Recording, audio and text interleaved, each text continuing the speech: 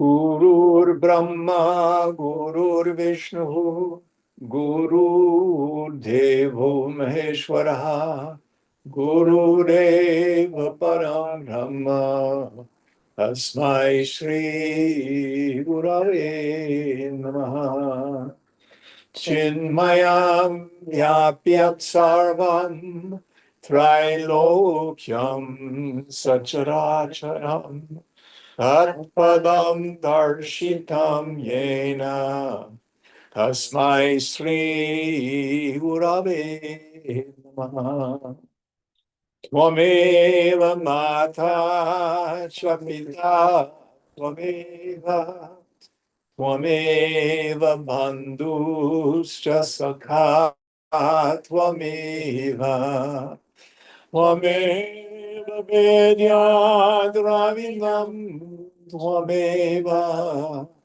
त्वमेव सर्वं मम देव देव त्वमेव सर्वं मम देव देव जय गुरु यतः सर्वाणि भूतानि प्रतिभान्ति स्थितानि च यत्रैवोपशमं यान्ति तस्मै सत्यात्मने नमः. So Dario, would you check to see if we need to let anyone else in?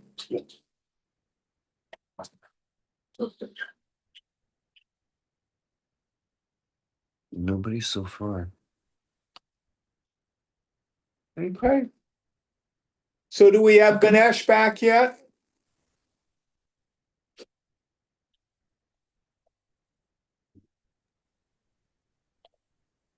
Hi, Jim. Hello. So we're on, I think it was what, chapter 17, and it says shloka 40, but it's a little odd because then it's just that one, and then we go right into the next section, but that's what it says on YouTube, so. Okay, chapter 17, verse 40. I don't know, I want to finish the verse. Okay, chapter 17, verse 40. Yeah, Okay, let me look that up. Let me turn on my camera. Okay, chapter 17.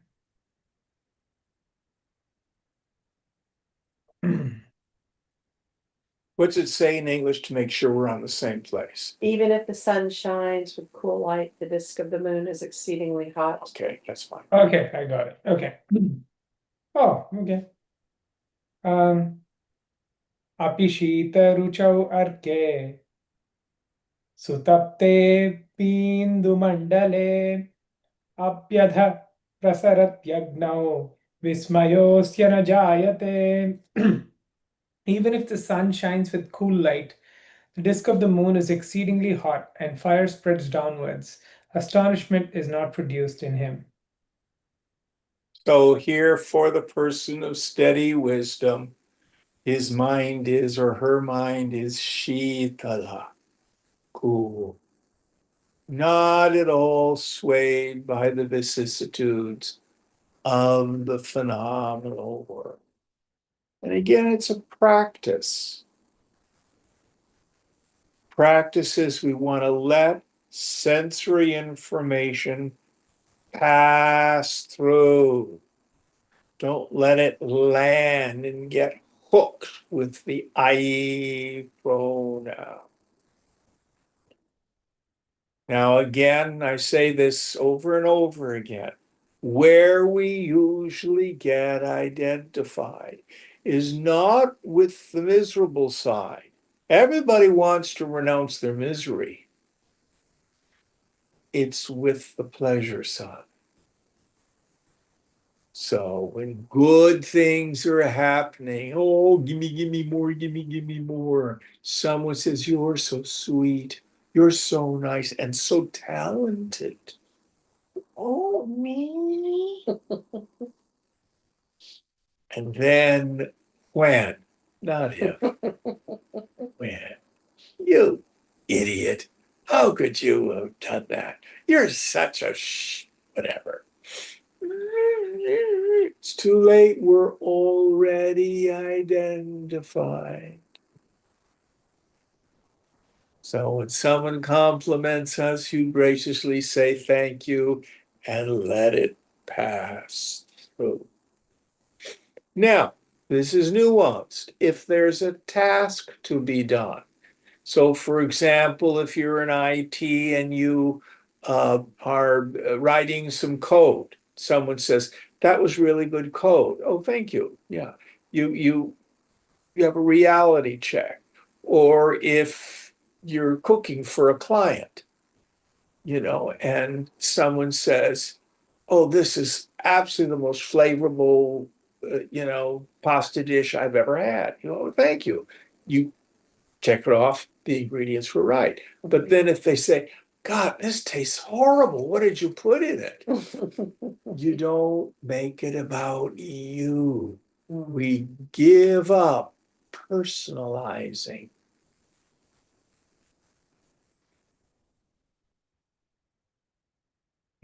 This is a practice until we're just empty and nothing can snag on the psyche inside.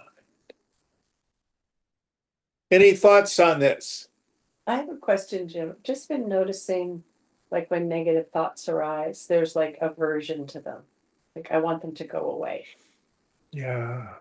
Just any, just that's what's going on. Just notice them. Okay. Don't believe them, but then don't believe the positive ones either. Right. Yeah. Okay. I cannot think a real thought. No personal sense of self is real. And now, if they're negative thoughts about the world, gloom and doom, gloom and doom, it's in the Lord's hands. It's usually about people. Yeah. Right. What I think of other people is none of their business. What they think about me is none of my business. Mhm. Unless someone says, you pick your nose every time we're out in public. Oh, do I? I never noticed that. Mhm. And then you can work on it. Mhm. I mean, it's paradox. Yeah. Like, oh, I'm terrible because I picked my nose. Mhm. Pick your friends.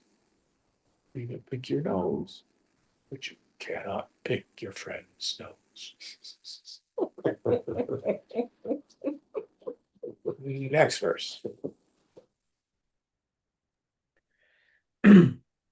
Chitta Spanda Nirodha, the control of the movements of the mind. Chidatman ima itham prasarantiha shaktaya ityasyascharyajaleshu nabhyuddeti kutuhalam.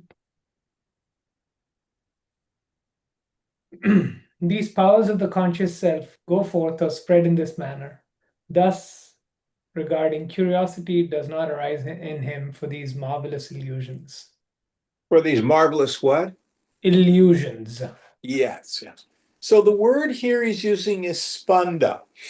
This is a word that the tantrikas use. Is this a word that rises in your practice, Dario? No, but I've studied Kashmir Shaivism and Mark Jistowski's. It means to vibrate.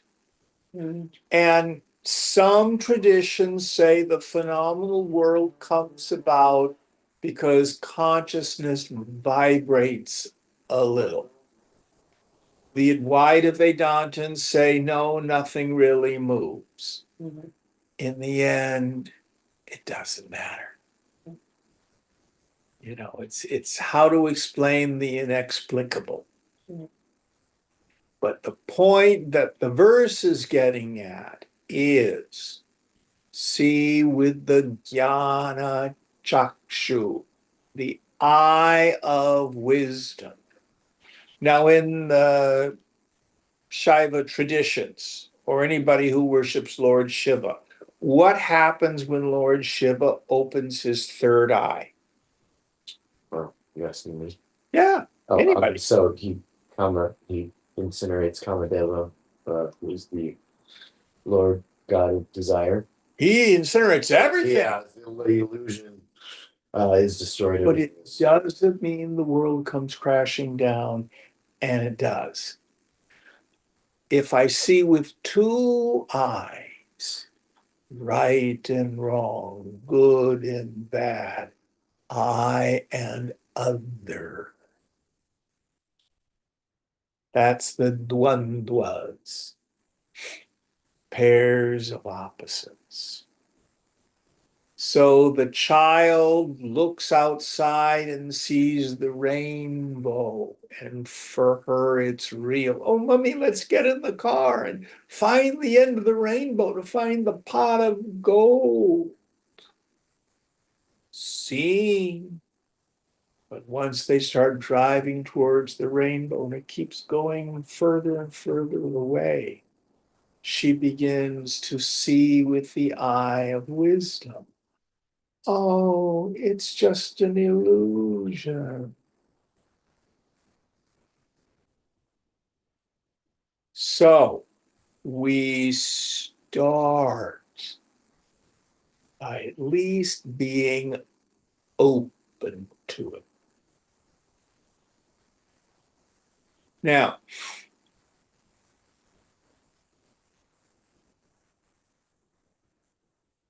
as we thin the mind, the world will thin.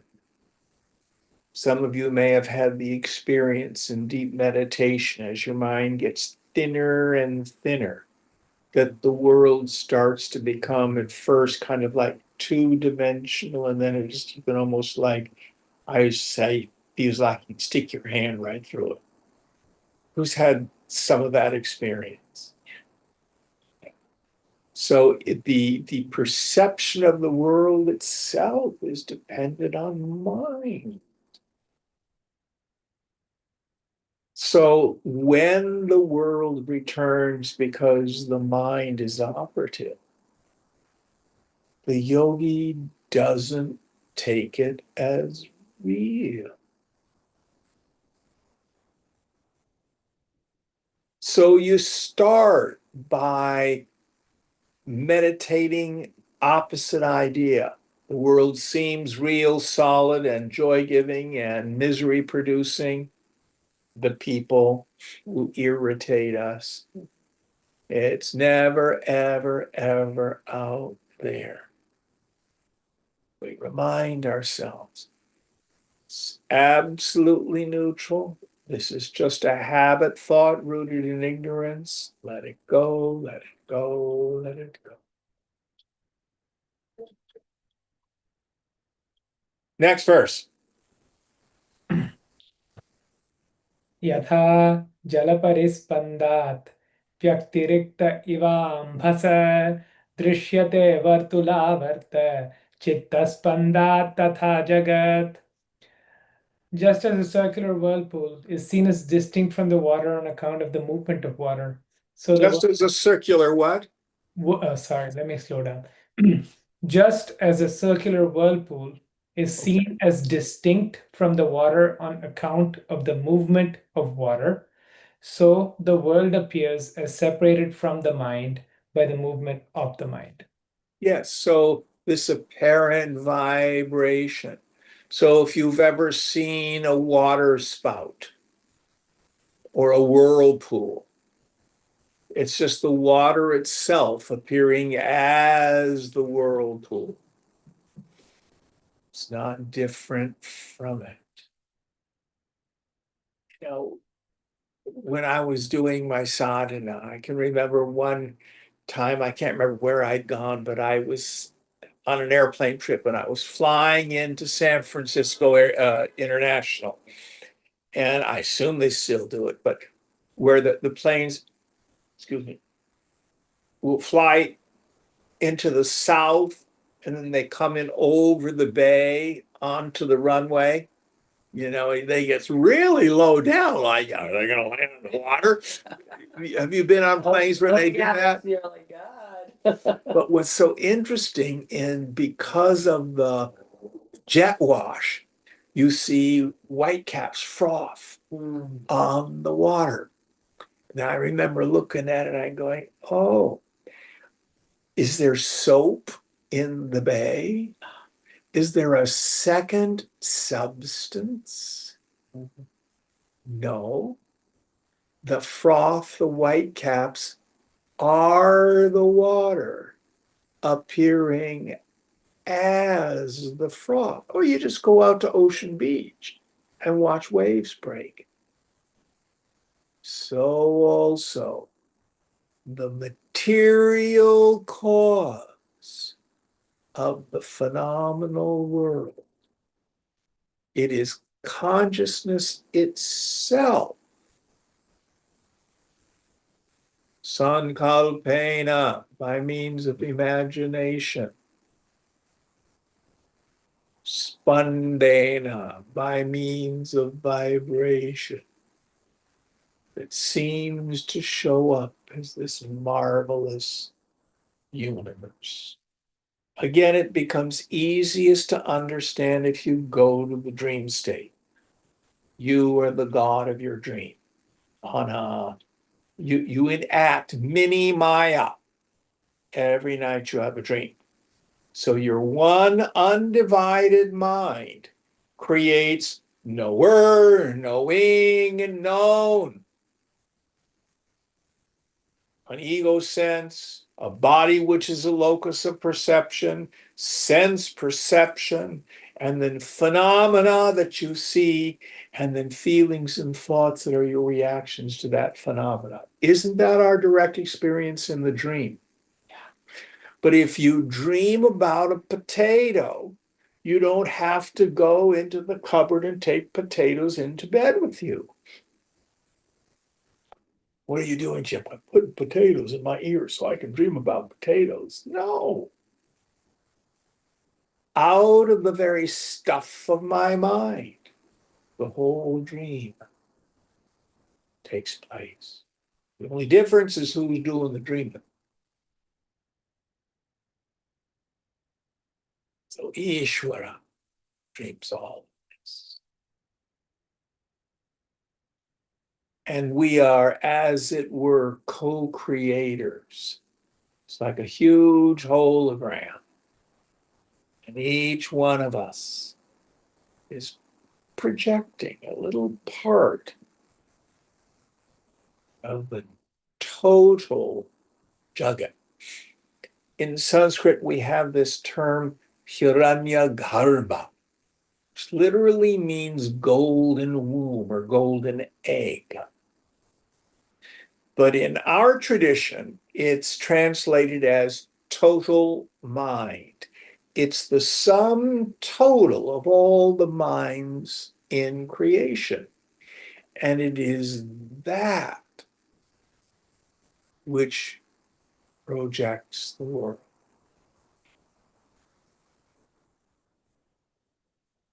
So God doesn't create the world at us and to us, but to a large extent as us and through us. So, for example, your band went on tour, right? Yeah. How long were you on tour? A week and a half. Week and a half. Where'd you go? Went to Seattle, Portland, back down to Oakland and Tascadero, LA. And did you wait for a telegram from the Lord as to where you were supposed to have a gig? No. What happened?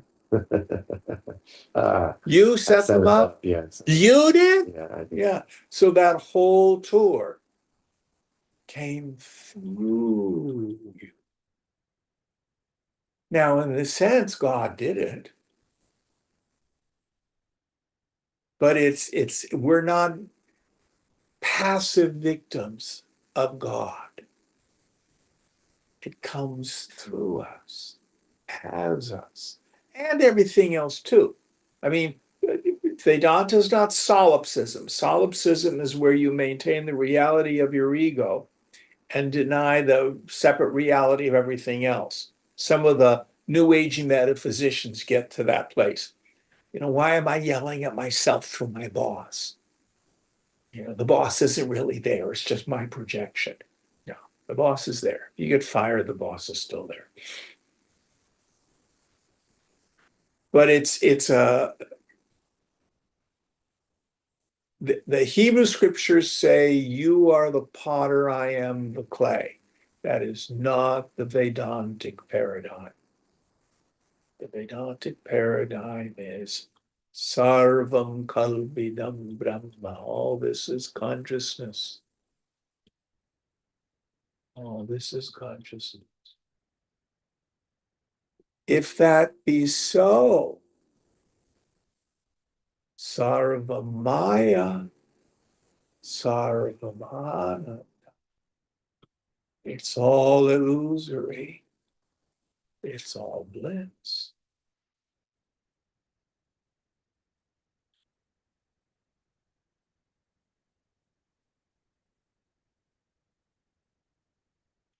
All right, any thoughts on this? Next verse. You want me to turn the volume up, Jim? Does it need it? I don't know. It's hard for you to hear me. No, it's just that when he speaks quickly, Okay. and it's just because I'm deaf as a post. Go ahead, Ganesh. Sri Rama Uvacha. Sri Rama said, Yena praspandate chittam, yena naspandate thava, tad brahman bruhi me yena, chikitseyam tadevahi. Revered sage, by which does the mind throb or move rapidly, or by which does it not move? Tell me that by which I may indeed cure that very movement. So, what happens for you and me? We sit in meditation. Maybe we get a few moments of quiescence. Or as I'm interacting in the world, what Wendy was saying earlier. Isn't that what our minds are doing? Yes. Arjun says at the end of the 6th chapter, "Oh Krishna, trying to control the mind is like trying to control the wind." And the blessed Lord said, "That's true, but it can be done through practice."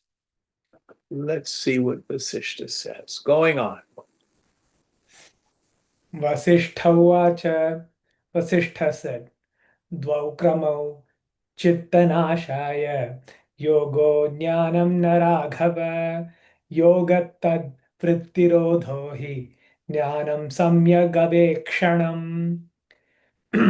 Raghava, Rama. There are two methods for the destruction of the mind, yoga and jnana. Yoga is the restraint of the movements or the thinking process of the mind. Jnana is perceiving or knowing the truth rightly or thoroughly. Yes. So one of the great glories of this text is it gives equal weight to the Raja Yoga tradition and the Jnana Yoga tradition.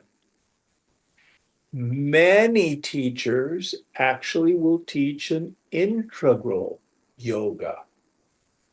So the Shivananda people, in some places, they call their particular tradition the Yoga Vedanta Society. Or I think it's now in this country known mostly as the Divine Life Society. But both. So when Swamiji went to Rishikesh to study under Shivananda, they did asana, they did pranayama, and they studied jnana. their scripture study. Well, what should I do? Now, Swamiji did not teach pranayama or asana, even though he'd done it himself. It's very interesting. When he was young. Your intuition will lead you. You may be led to other devotional practices. So, for example, Ganesh and I spent an evening out having dinner several weeks ago, and he was telling me about his Sri Vidya practice. Would you say that's essentially a devotional practice, or is that a kriya of some sort? How would you describe it? Uh, it has elements of devotion. There's kriya. It has philosophy. It's actually hard to just say it's one thing. It's a mixture of like kriya, jnana, and bhakti, I would say. Yeah, but you do visualizations, you chant mantras, do you do pranayama as well? Yeah, yeah. All of that is part of the tradition.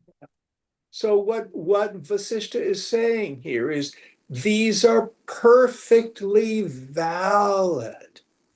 So we don't want to get caught up in, tradition battles, which unfortunately is far too common. Our way is the best way, yours is inferior to ours. There are various methods which have been developed over thousands of years because there's different kinds of people. Different kinds of people. So, what is the essence in the Raja Yoga tradition with its 8 limbs, Ashtanga yoga, 8-limbed yoga? Yamas, niyamas, moral precepts for being whole, being having moral integrity inside and with the outside world. Asana, doing yoga postures. Now, this is very interesting. First of all, it helps keep the physical body healthy. Ultimately, what we want to do is be able to forget the body. It's really hard to forget the body when it hurts. Those of us who are north of 50 or 60 know what I'm talking about. But it does something else. I forget the word. Proprioception, is that their proprioception? Dancers have to have it. Yeah. Where you can be able to visualize your body in space. So if you're doing port de bras, is one arm higher than the other. You got to be, first of all, you look in the mirror, but then you'd be able to locate your body in space. You have to do the same. Do you know the word I'm talking about, Dario? Yeah. How do you say it? Proprioceptive, yeah. Proprioceptive. So when you're doing asana, you learn the same thing. What does this do? We can talk about I am not the body is an object of perception. Proprioception is the direct experience of seeing the body as an object of perception. They don't go into the philosophy about it, they give you the direct experience. Isn't that fascinating? Pranayama. So, yoga, all the branches of yoga essentially say there is no Cartesian split between the body and the mind. I have so many people I work with who say, well, oh, the fear is in my body. It's not in my mind. It's in my body. It's the result of trauma. I can't help it. No, it's both places. Yoga thunders. The body is a grossified form of the mind. The mind is a subtle form of the body. Well, do you act your way into right thinking, or do you think your way into right acting? Yes.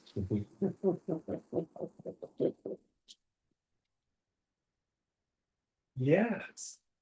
So the nervous system is a place where a lot of the resistance, the stuckness happens, shows up in the body, physically in our nervous system. It's also in my mind. So pranayama in the beginning begins to work on the nervous system. It's like if you run electricity through a light bulb and there's too much juice for the filament, it burns out. See, as spiritual energies start to awaken in the body and the mind, you want to be able to accommodate it. Now, I can remember way back in the old timey days, you go to the city yoga ashram where Lloyd used to go. Yeah. And people would have, I don't know what they call them. I would call them kriyas. They just shake, rattle, and roll. And, it's like going to a Pentecostal church. Yeah, absolutely. Yeah. And they think they're I'm having such a spiritual experience. And those of us who've been doing yoga for a while, you're pretty gross to that. That's what's happening. Your body's because your nervous system is so impure. Wow. After you've been doing some meditation and you've been doing these kriyas and this pranayama, enormous amounts of shakti can come through you, and you are sthita, still.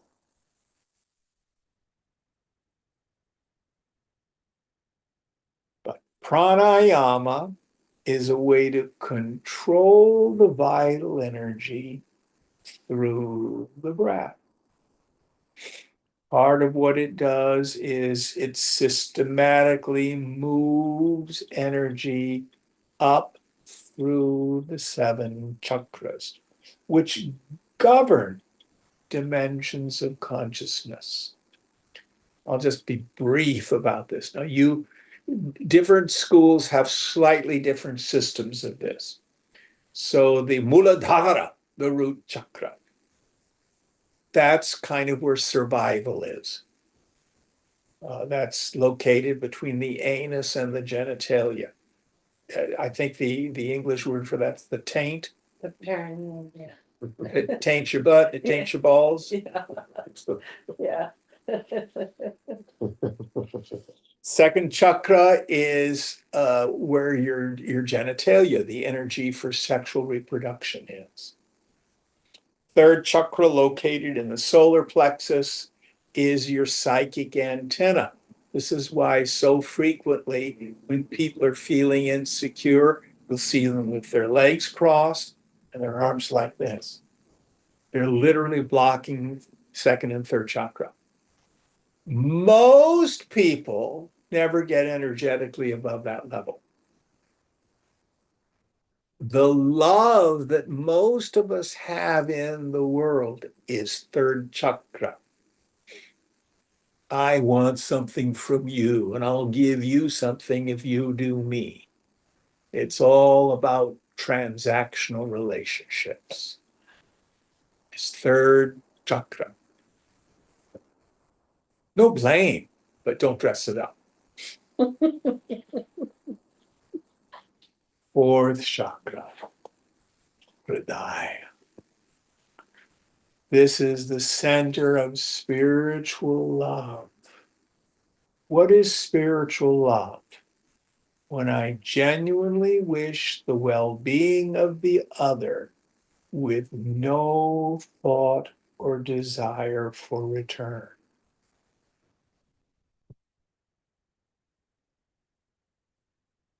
The Latin is caritas, the Greek is agape, Sanskrit is prema.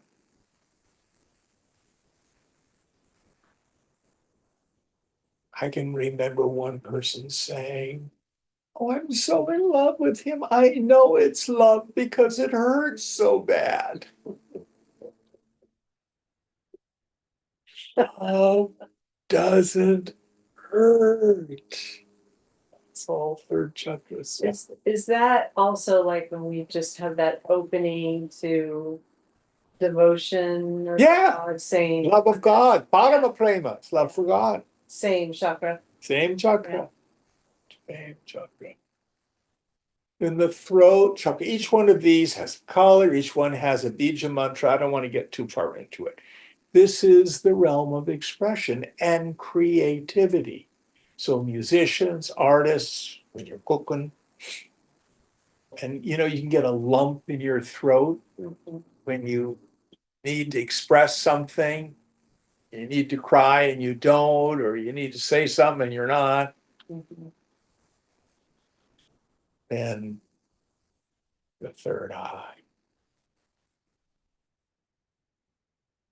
Its bija mantra is seed of divine wisdom. It's the seed of clairvoyance. Those people who open up psychic awareness is from that center. It's where we begin to see the metaphysical laws of the world. Then the 1,000-petal lotus, the crown chakra. When that opens, the energy, the kundalini rises up and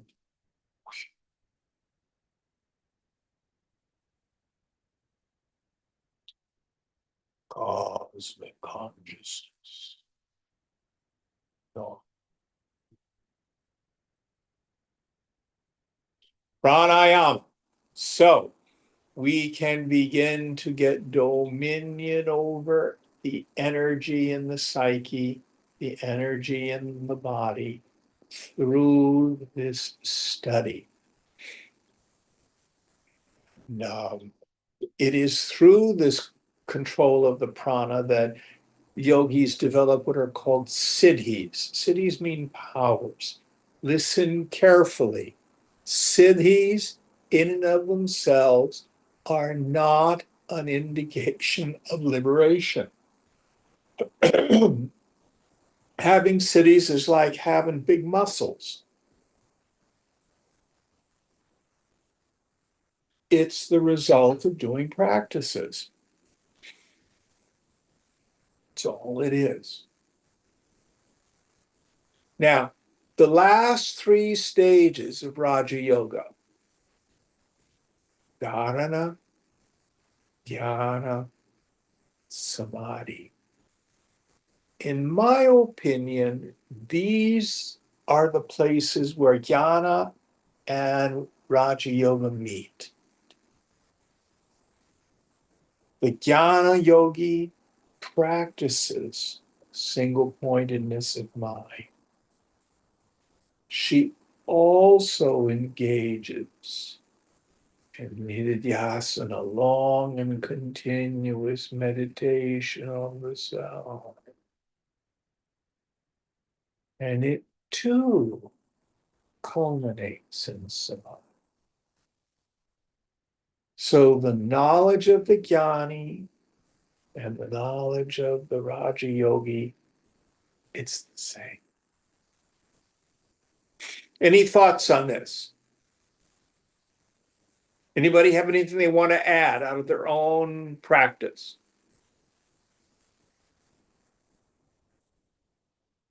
You said Dharana, Dhyana, Samadhi. Correct. Dharana, which means concentration, dhyana, Dhyana. Oh, interesting. Yeah, I've heard it done slightly different from my tantric teachers. Say Dharana, Dhyana, Samadhi as the final win. So Dhyana, yeah, it may be just a different pronunciation of the so like just meaning meditation flowering from the conditions that all preceded those things like pranayama, Yeah, asana, yeah. pratyahara, um, nama, niyama, and then that flowers into. Yes, each one develops into the next one. So that, I mean, I That's just exactly the same. yeah, I was So like it's exactly yama, niyama, asana, pranayama, pratyahara, sense withdrawal, dharana, single pointed concentration, dhyana, deep meditation, and then which samadhi. culminates in samadhi. Interesting, yeah, because your guys' is almost exactly the same, except for one thing. But then obviously samadhi is at the end, of course, for both, right? So Well, I have heard some people say that in jnana yoga, we open the crown chakra first, and the knowledge filters down through the equipment. yeah, it is kind of like that. It's great. But I don't know. Yeah. Anyway, this is just the whole point of this is one system is not better than the other. We jnana yogis, we are a Shankara people in our tradition.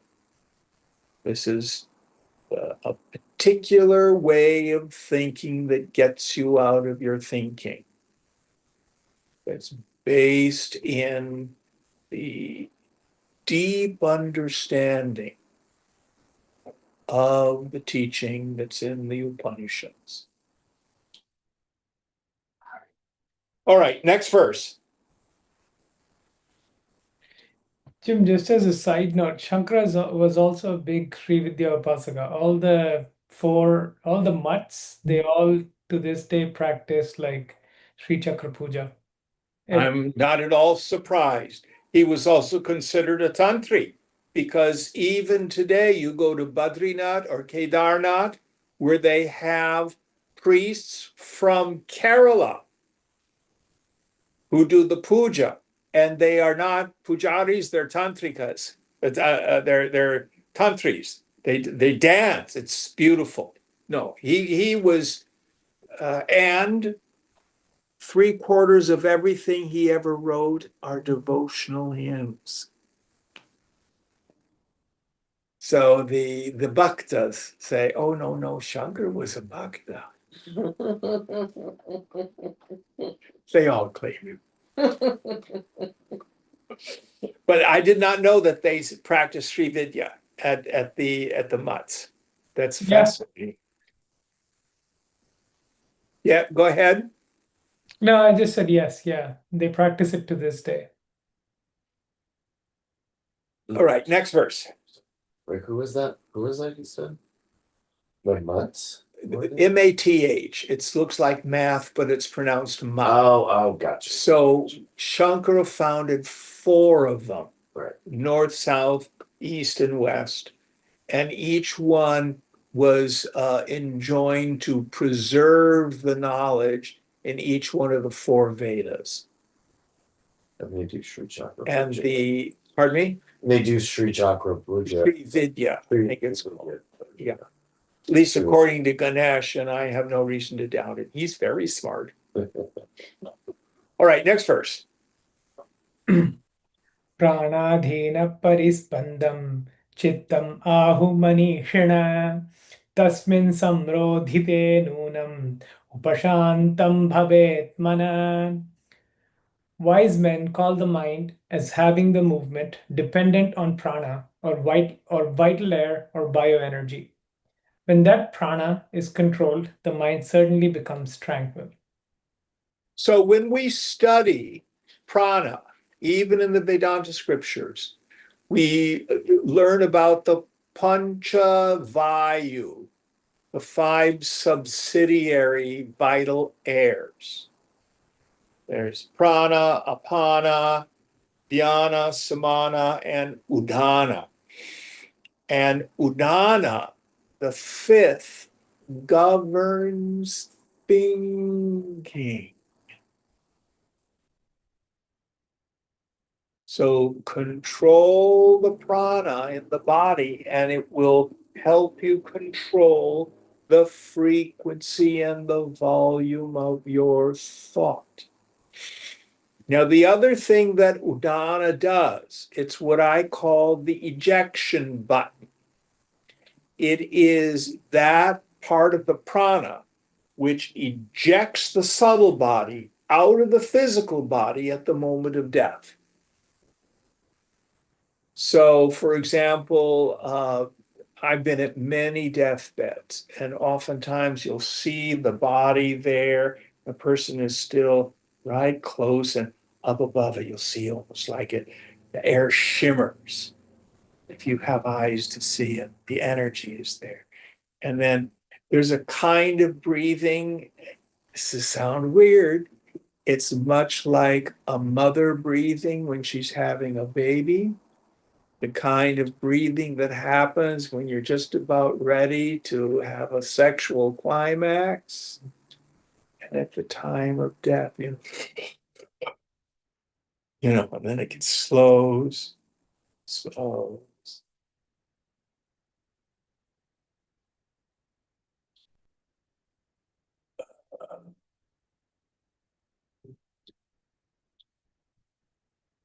And there's just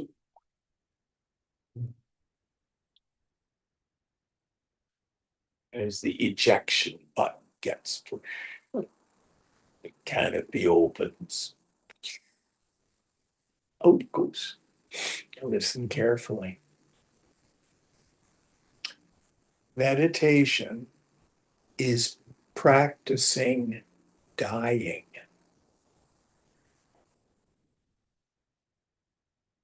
What else is it? I drop my attention of the physical body, of the prana, of the mind, of the intellect. Ignorance is gone.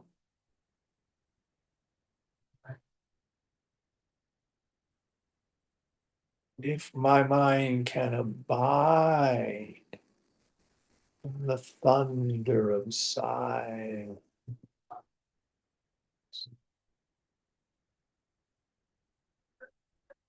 that's Udana, one of the subsidiary problems. All right, next verse. मनस्पन्दोपशान्त्यायं संसारः प्रविलीयते सूर्यालोकपरिस्पन्द शान्तौ व्यवहृति यथा. By the cessation or quieting of the movement of the mind, this course of worldly existence is completely dissolved, just as worldly action cease on the cessation of the throbbing or movement of sunlight. Yes. So the idea here is stop the mind and you stop the world. Now, for those people who practice a Raja Yoga tradition, many of them skip a very important step. What holds the sense of individuality in place is vasana. And as long as there's vasana, you can get the mind very quiet and your experiences, I see blank. I, the individual, see nothing. And you may be hyperventilating on your way there. And it may be an ecstatic kind of an experience. But the ego sense has not been destroyed. Why? because when the yogi finishes their yoga practice, they still take the world as real, and they still have attachment and aversion and jiva bhavana.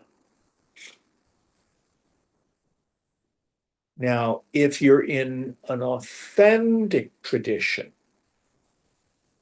that vairagya will be one of the practices that's given you to do. Just making sense. So that samadhi, where it's just the individuality's there, and you've got the bandhas, your breath is stopped, and you see blank. That's called a jada samadhi, an inert samadhi. All right. If you want to learn more about pranayama, the book that I recommend is called Light on Pranayama by V.K.S. Iyengar. He's written two very great books, Light on Yoga, which is, I think, the best book on asana if you don't have a good teacher available. And then the following book is Light on Pranayama. But it should be done under the auspices of a teacher if you can. And there are many different offshoots of it. All the Kriya traditions basically fall into that same kind of Raja Yoga stuff, just different lineages. All right, next verse. Sri Rama Vacha, Sri Rama said, Pranadinam parispando vayunam rodhyate katham. How is the movement of vital energies or vital airs like prana controlled? So Ram's excited. How do I do this? Now, again, this is an abridgment.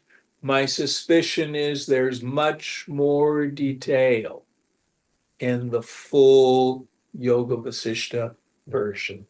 But we have an abridgment here, so we'll just get tastes. Going on. Vasishtha Vacha, Vasishtha said, Shastra Sajjana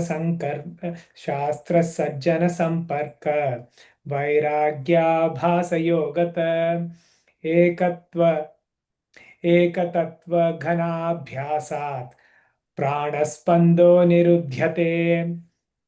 The movement of prana or the vital air is controlled by means of study and practice of the teachings of the scriptures, association with virtuous people, absence of worldly desires, the practice of spiritual disciplines, and by the constant or uninterrupted practice of the one truth principle.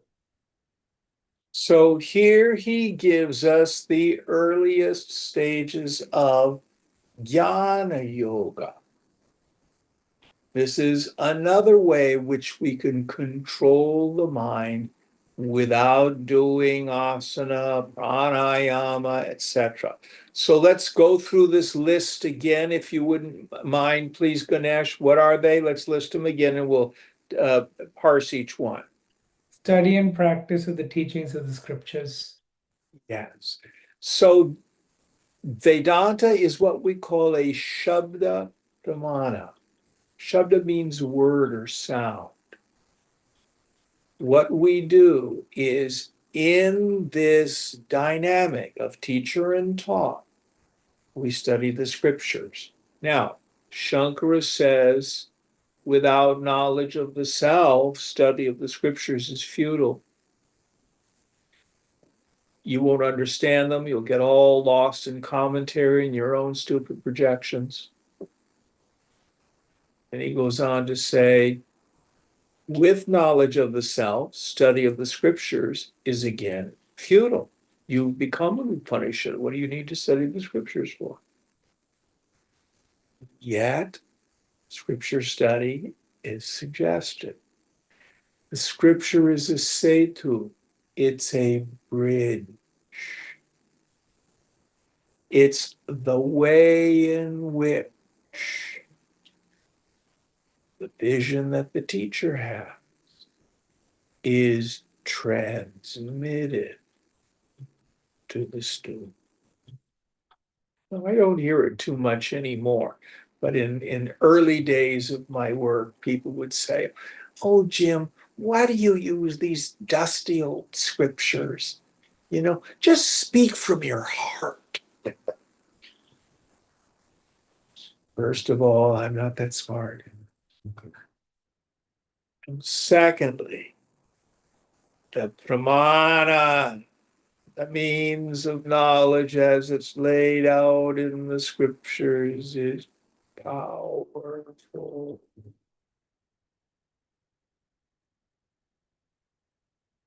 Incredibly powerful. That's why So after scripture study, what's the next one? Association with virtuous people. So we can look at this in two ways.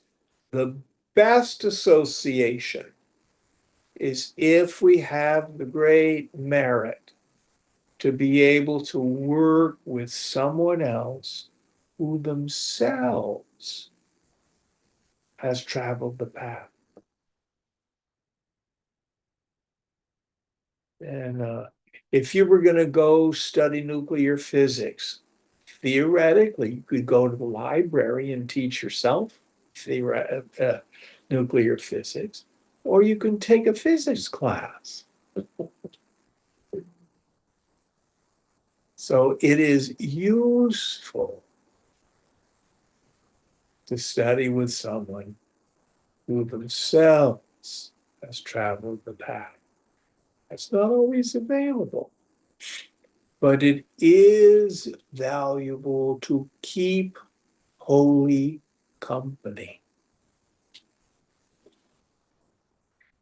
Paramahansa Yogananda used to say, environment is stronger than will. If you spend your time hanging out with lower companions, the term is dusanga, people extroverted into the world, party animals, all caught up in greed, achieving, revenge. You're going to go there. So seek holy company, hang out with other yogis, or at least with people who themselves have some sort of a spiritual life. They don't have to be yogis, they can be people from the Masons or church. Next idea. Absence of worldly desires. Yes. I tell people self-realization is not difficult, but it's very rare. And the reason it's rare is nobody wants it. The price tag is we have to give up our attachments to the world. You can't do this out of an act of willpower. It is only done through insight. Shama, that peaceful state of mind when the mind rests in steady contemplation of the goal after muhu, again and again, detaching itself from the chaos of the sense objects through a steady observation of their defects. What do we mean by defects? What does it feel like to want something you don't have? It sucks. Yoga says there's no other suffering. Mudha, fool, there you are wanting again. I want a widget. Well, whatever it is that you want, I tell you, it's finite. It's going to have a diminishing return. It's great today, but later on, it changes and or your mind changes.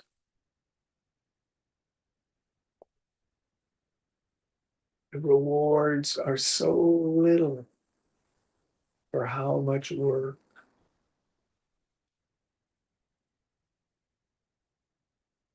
So it's through insight.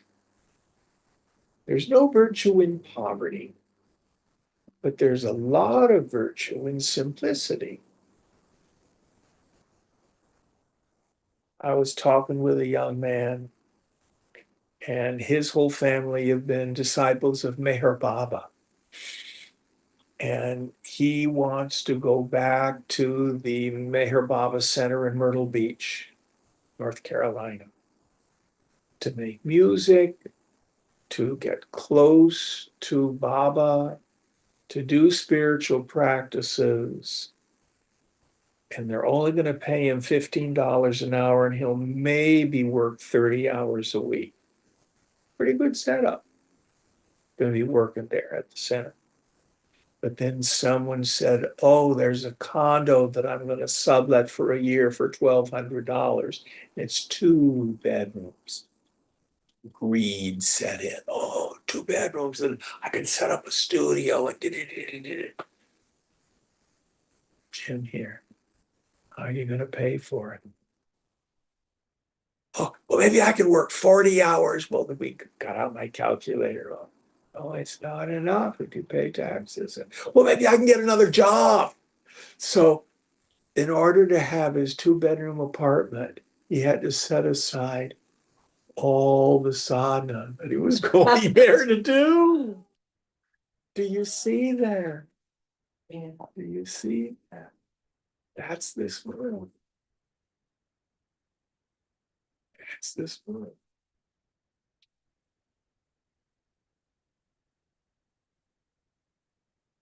So we have to we think the desire through. What are you going to get out of it? For how long? What's it going to cost? And what are you going to have to go through to maintain it?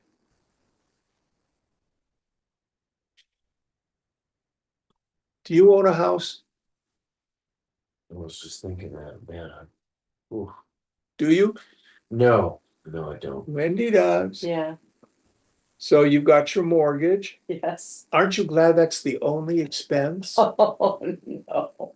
What else do you have to pay? Insurance, all the utilities, repairs, maintenance. No, really? Yeah, it's a lot. Interest on the mortgage, it's a ton of money. And work, yeah, a ton. And you got to pay for it. Gotta pay for it, yeah. Yeah. We don't think it through. All right, next idea.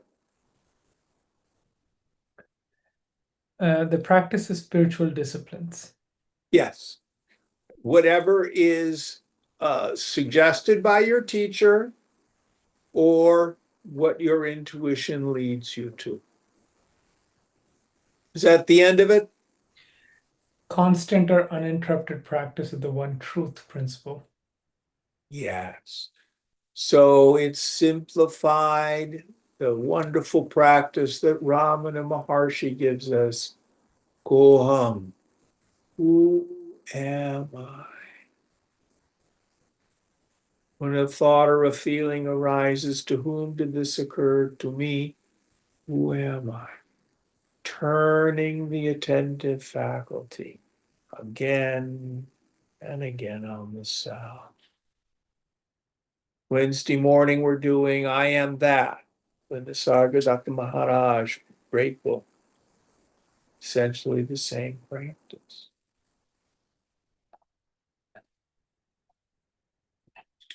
needs to be part of what goes on in your mind all the time. All right, is that the end of that verse? Yep. Next one. Avasanat manodhyanat asамspрishta vikalpata parakadya nilayamat ओंकारोच्चारणेन वा गुरु गुरुक्तान्यक्रमात् वापि प्राणस्पन्दो निरुध्यते. By the absence of mental impressions, by the meditation of the mind, by being untouched by doubts, by the control of breath through inhalation and the like, or by the utterance of the sacred syllable Om, or else by other methods prescribed by the Guru or spiritual preceptor, the movement of prana or vital air or bioenergy is controlled. Yes. So you may find those of us who are jnana yogis that during meditation you may lose your awareness of the breath, that it may be slowing down. You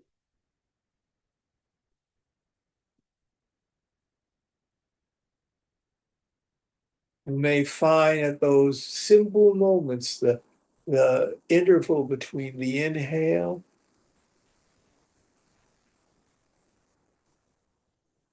and the exhale, or the other way between the exhale and the inhale. That's still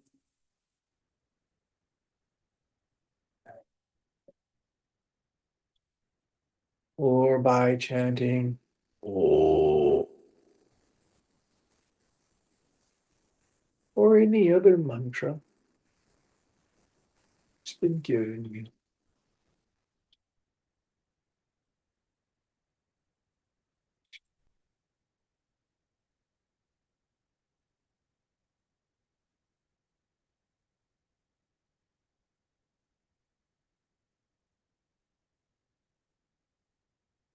You're the giving up of vasana. What do we mean by that? Remember, a vasana has two powers, veiling power and projecting power. If we strike at the root, the veiling power, if I think I'm a person, I'm deluded. Remember who you are. Oh, that's I'm the untouched witness.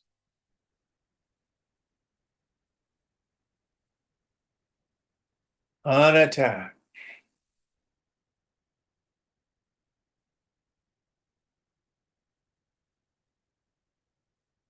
Okay, we'll stop here. What verse are we on for next week?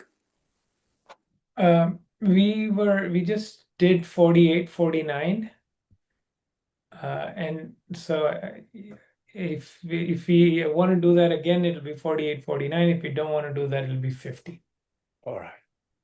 Om Purnamada Purnamidam Purnat Purnamudachyate Purnasya Purnamadaya Purnameva Vasishyate. Om Shanti Shanti Shanti. Hari Om Sri Guru Pyo Namaha. Hari Om.